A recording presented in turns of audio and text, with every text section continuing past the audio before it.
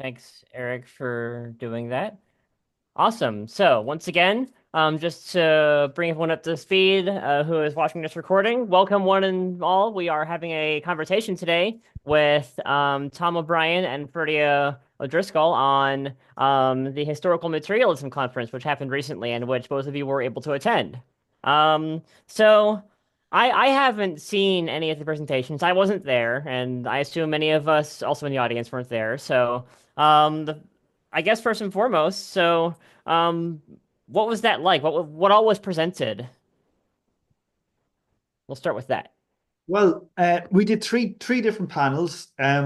The general gist. Let me get. I don't have the exact titles here with me, I but can, I can, I have that. If you yeah, want, okay. I Yeah, can do run the. through them. Yeah, fire ahead. Okay.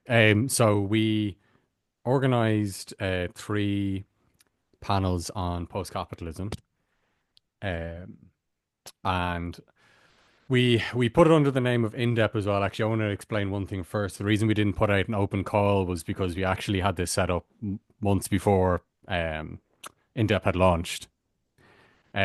So that explains that. But basically, we organized three panels. The panels were Socialist Planning 1, 2, and 3.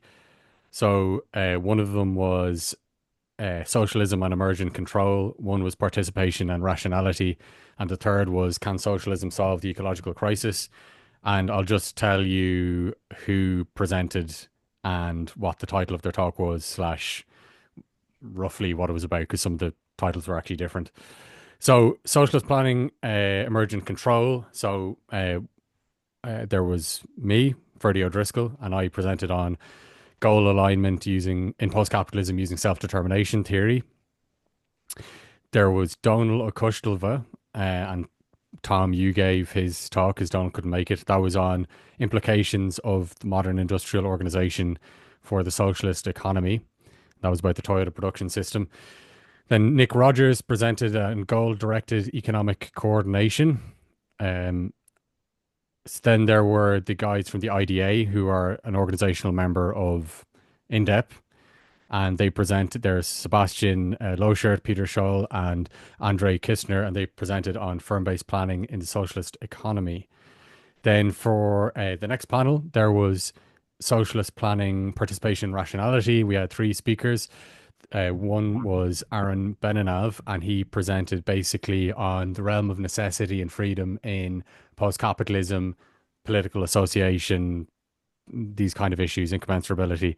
The title was ended up being different. So then Pat Devine, who we all know, presented on participatory eco-socialist planning via social ownership and negotiated coordination. And lastly, John O'Neill presented on rationality without optimization. And then in the last panel, we had socialist planning, can socialism solve the ecological crisis? We had Simon Hanna, who has just published a book called Reclaiming the Future. Yep.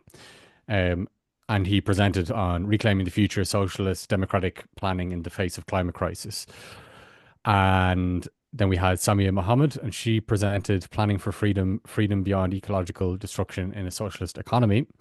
And then we had a kind of research group. Harun Seljak is here with us today. He presented um, the work of his and his colleagues. So Pedro Nardelli, Harun Seljak, as I said, Rodrigo Santea Consalves, and it was called Commons-Based Ultra-Scalable Polycentric Social Planning for Multi-Tier Allocation of Heterogeneous Resources.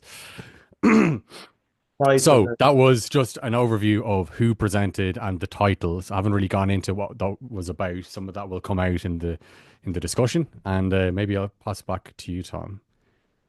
Yeah, like I'd say that the first talk we did was generally on the emergent control.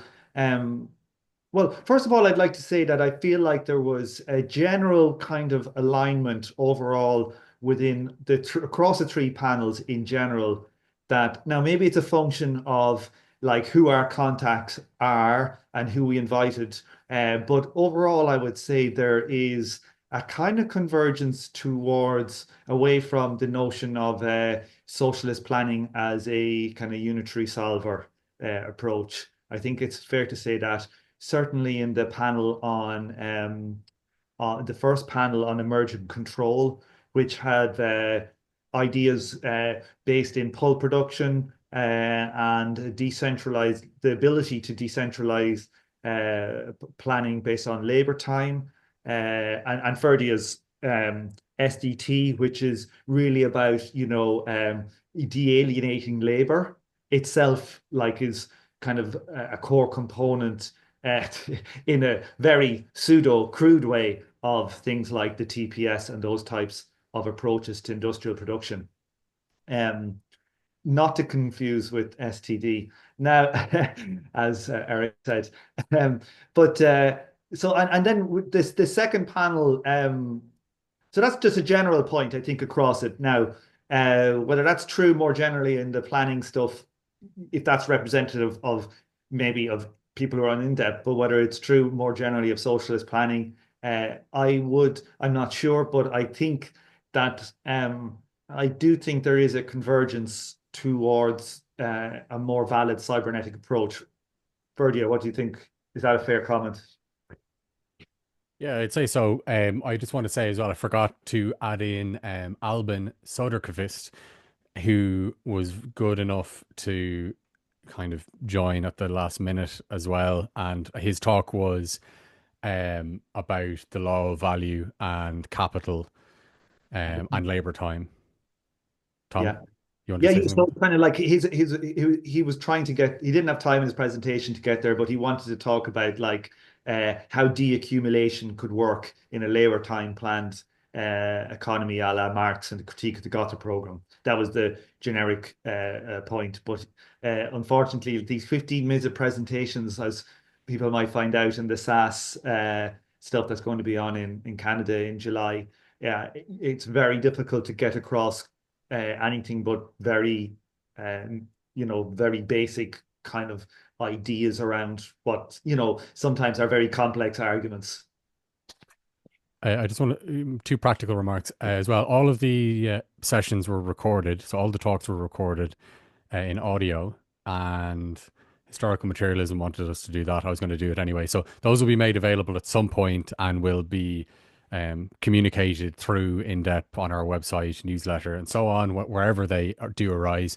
The other thing is that we've been trying to get the various slides and talk texts from participants, and we'll see if we can circulate those publicly as well, depending on how comfortable people are with that. And again, that'll be made available through INDEP. That's why it's good to have INDEP, because you know the place to go to find out these things. But speaking to your point, Tom, about commonalities, yeah, I definitely say that that was true. And we were just chatting before this as well. And another thing that came up right was about politics and how politics doesn't disappear in socialism. That was another common point that you noted, particularly in the panel on participation on rationality, the kind of irreducibility of contestation, different preferences, and so on. And what do you do when you confront that head on? What does that mean for organizing society? Yeah, and I'd say as well, like a point that John O'Neill kind of really points to is the difficulty when you have uh, like uh, deciding between like different incommensurable things, that there isn't like an algorithm for optimality, that in the end, whatever algorithm, if you were to use an algorithm like explicitly, or if society was to judge through a political algorithm of some type, that in the end it's not like there is a correct answer or a space that you optimize. Inherently it becomes a matter of judgment, and I think and that matter of judgment is the conflict and the politics that would exist in a socialist or communist society, whatever we want to call it. But so I think that was a general theme certainly of that panel, and I think that itself is in very that general overall point is very copacetic with the concepts of the first panel. I don't know, Leon, do you want to jump in there? Yeah, so this conversation is naturally going towards my second question, which is what are the highlights and key takeaways? So you mentioned that there's a convergence in opinion, at least at the Historical Materialism conference for the panels that you were on, that planning is does not manifest itself as a unitary solver, and that there's some irreducibility in your preference structure, and optimal planning isn't really the way to go, just like that. So what other key takeaways and highlights did you gather from those presentations and talks? Well, it depends what what we've kind of heard before and haven't is one of the things. Some stuff it would be very good, but if you've come across it already, it doesn't strike you the same. Um, I suppose another thing though that arose was the need for subsidiarity or an appropriate level of decentralization. Like that was definitely a thread that was running through a lot of the presentations. And again, Tom and I aren't trying to put words in anybody's mouth because it wasn't organized as a single voice, but just trying to pick out common threads. But that was definitely something. How do we actually create a society where people can get their hands on decision making of all kinds? That was one argument that was given for using labor time, for example. But it was there obviously in what Pat Devine was presenting in social ownership about getting all the stakeholders involved and Ben and Av and so forth. And in our Also, the yeah eco-socialism panel also yeah like it was a general theme of the eco-socialist panel as well about participation, and the realm of freedom versus the realm of necessity. That these were kind of core themes across the board, and it's kind of interesting to say as well, like that historical materialism conference is it's a kind of non-factional conference. They have people from all kind of left wing kind of tendencies, from Leninism, I would think Stalinism, from to anarchism to social democrat, to all manner of threads of kind of broad socialist kind of thought. And so it was interesting as well that there was such commonality from what is essentially a non-sect kind of a conference. One of the things that stood out, and it's good that we have Harun here, was his presentation. Now, unfortunately, the format doesn't permit getting into anything as complex, but it seemed to be something interesting and novel, thought provoking. Um, Maybe in the discussion section today, we could ask about that. But yeah, another thing I suppose would be, I'd see if you agree with me on this, Tom, would be an appreciation, I suppose, as well for de-alienated labor or autonomy, uh, and giving giving this central importance rather than paying lip service to it. I think that appeared in a number of presentations, which to me is really positive because I think that probably for me that probably is actually really the core of socialism. Like socialism emerges out of although I've said this to you before, Tom. I mean, like for me, socialism is just free cooperation. I mean, in a phrase, that's what it is. Everything else just arises out of that. What happens when people freely cooperate?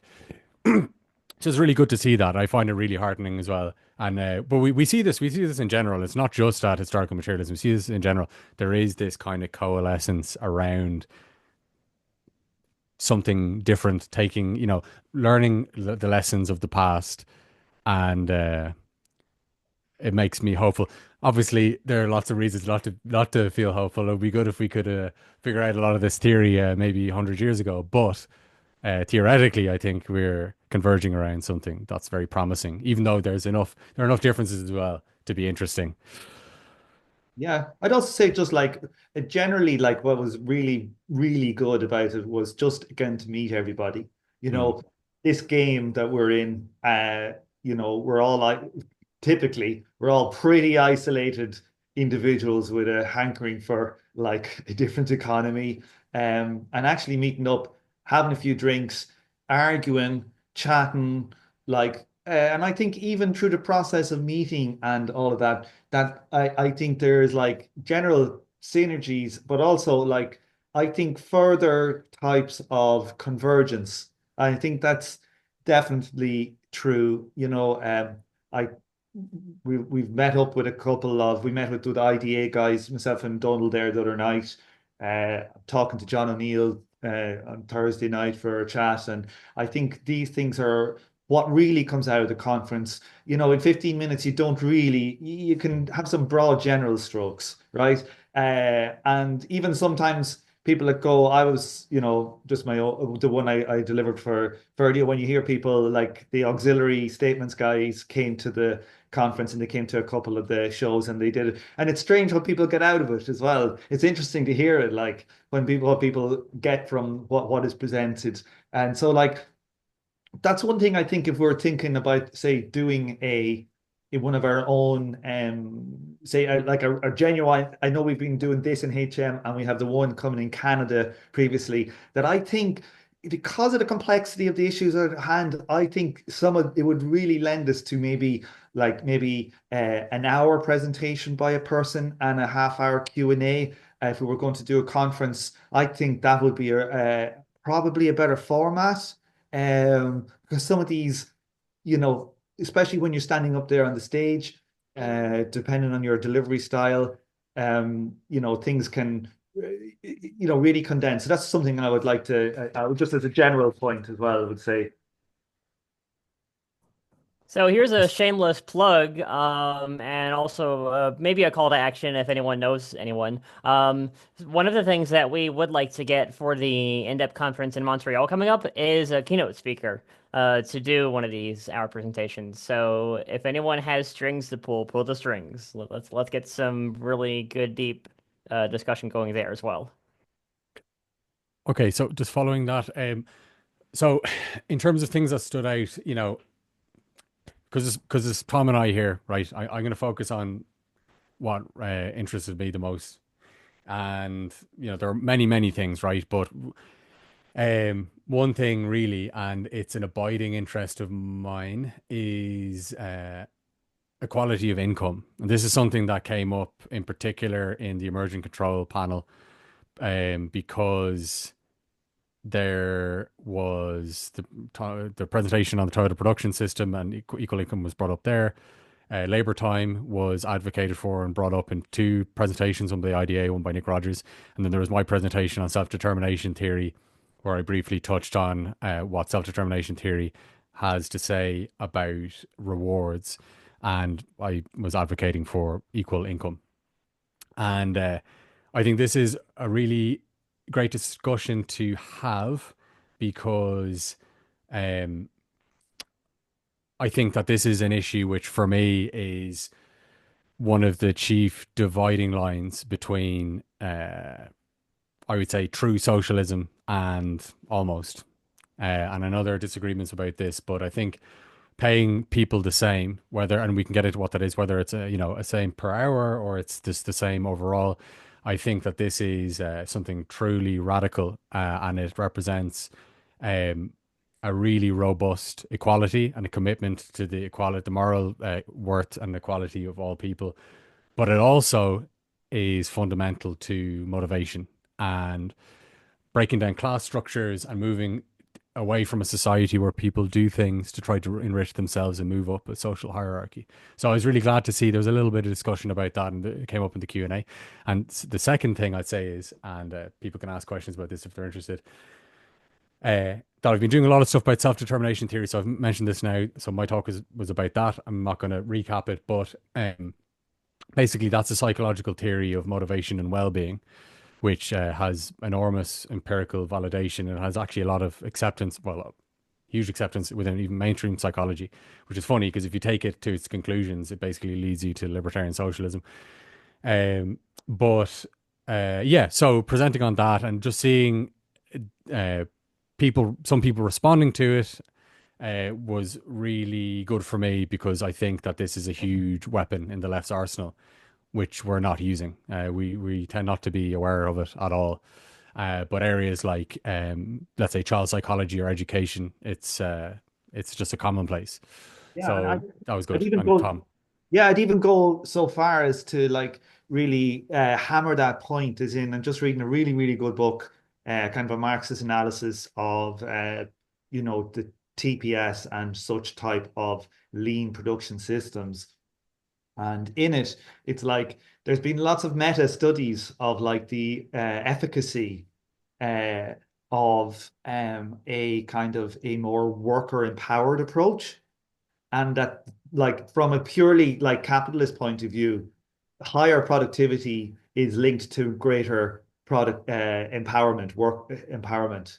So we see that this idea of an alienated labor is actually, there's hard evidence out there that it's a fundamental fetter on capitalist mode of production, and one that, because of the class relations, it actually cannot escape.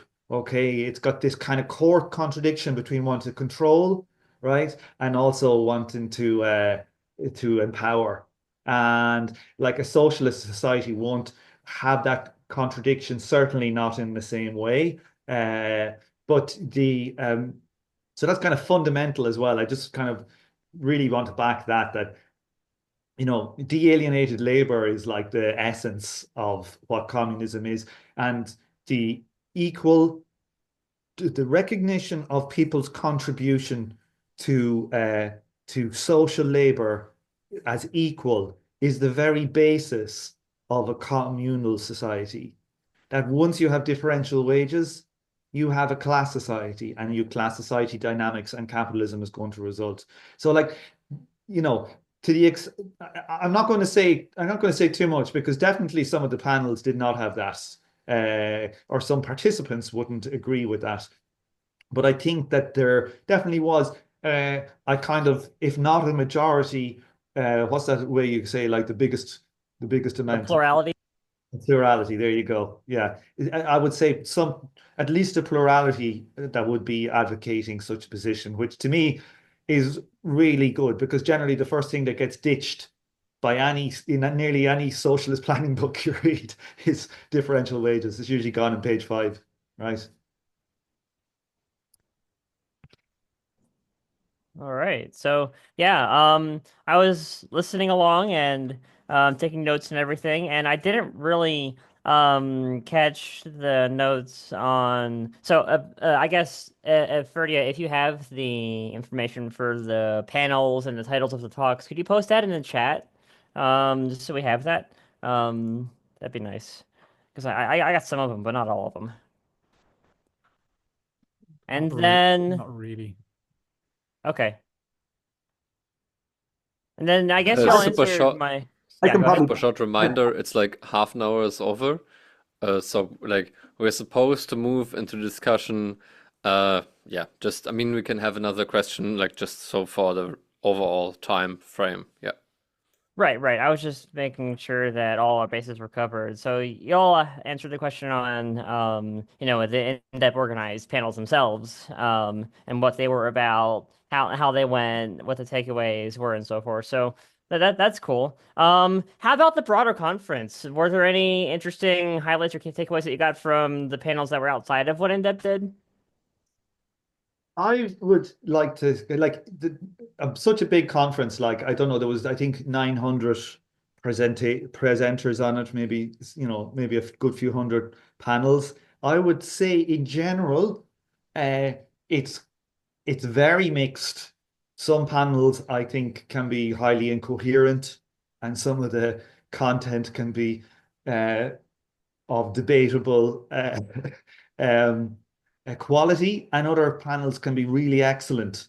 So I would just say, in general, it's quite a mix, because on some level, a lot of it is quite academic, and so it can feel like that on some level. Some of these debates are quite, what would we say, uh, obscure points of order, on maybe a very detailed look at some thinker that maybe you might never have heard of, the stuff like that. And then other times they have really excellent ones on maybe on Palestine, or some economic theory thing. So I would just say, like, generally there's some excellent stuff, really excellent, some really good scholarship, and other times there's stuff that feels like, what has this got to do with historical materialism or Marx or revolution or socialism? Very tangential. Ferdia.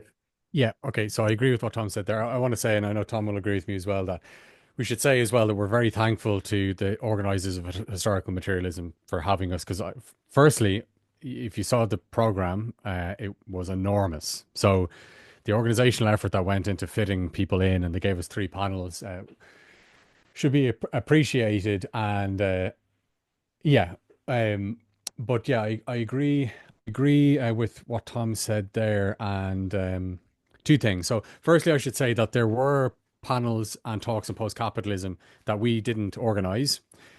I didn't manage to make it to those because mainly there was a world-class snorer in my hostel, so I had to sleep in on that morning.